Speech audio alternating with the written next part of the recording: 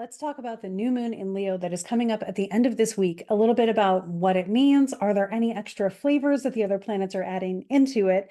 And is there any folk magic that we can do alongside it to really honor where we are in the energy at this time of year with the new moon finally occurring in the sun's domicile of Leo?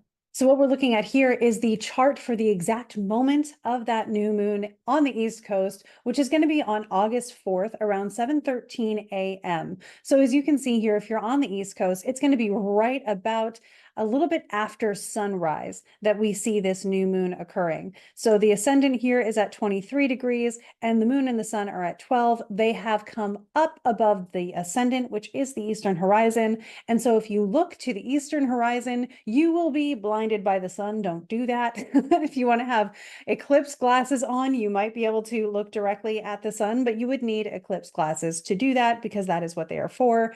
And in any case, you can just know that at that moment, as the sun is rising, it is the exact moment of the new moon for the East Coast. Now, this is a time where it's happening at this specific moment. So if you want to adjust that because you're on the West Coast, you would simply just subtract the 3 hours and you would get around 4 a.m. Pacific time for the exact moment of this new moon happening in Leo. If you are doing any intentional work, I of course recommend doing it a little bit after that when the moon is now increasing in light. In fact, I would wait until later that day when the moon gets about 15 degrees away from the sun, which it'll do right before it moves into Virgo later on the 5th, I believe, of August. So that's something you can think about as you're considering the folk magic, which I will dive into in just a minute.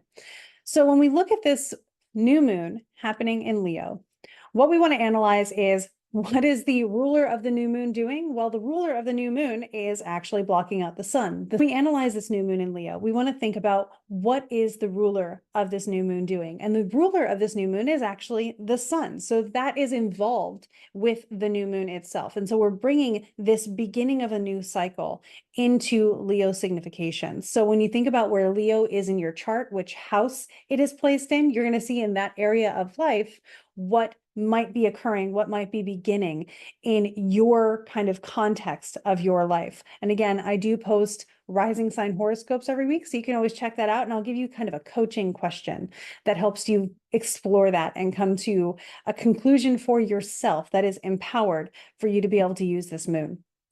So we're also noticing, though, that in a sextile aspect to this new moon, we have Mars and Jupiter. Jupiter is catching up to Mars and will do so later. So this is not a perfect conjunction yet, but they are pretty close. They're only about 4 degrees away from each other at this point, and they are talking to this new moon. So this fiery new moon already in Leo is informed by this conjunction that is shaping up in Gemini.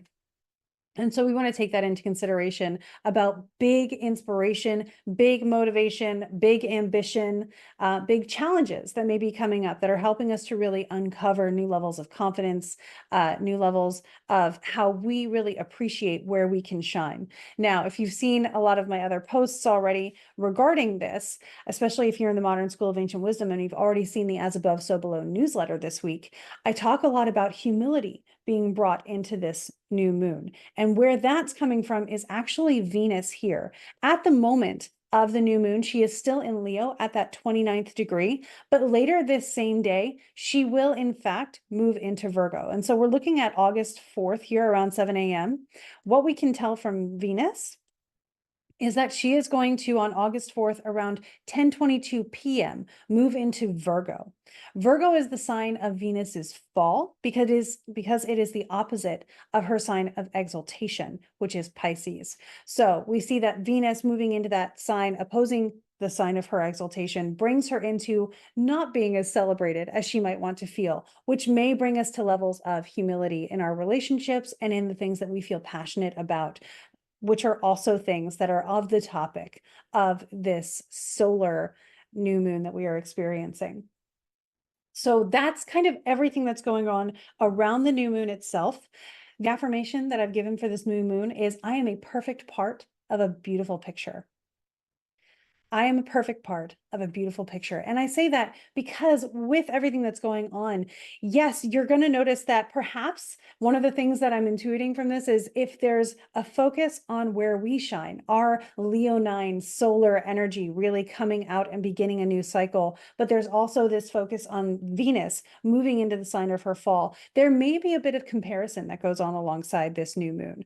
And so if you find yourself caught up in comparisons this week, just know that whatever you're comparing yourself to, that person is doing it their way. You can do things your way. And perhaps you're focusing so much on trying to meet some expectation of another person that you're not dwelling in your own joy and your own passion, where Leo is telling us to begin our focus. So Leo is the ruler of the heart. Right? Think about where your heart is, what lights you up like the sun, and where do you naturally feel most at joy and most expressive in your life. You might be able to get hints about that from the house of Leo in your chart, but also you might just know it because you feel it. And that is something that is totally okay. You do not have to be anybody but yourself. You do not have to be anything but who and what you want to be. And other people are going to be doing the same. So celebrate this week everything that you are good at and everything that you love to do. And then also lift up others, doing all of the other things and making a complete world where everything gets expressed, every need gets filled. You get to be a part of your zone of genius and they get to be a part of theirs. We all get to be in this together.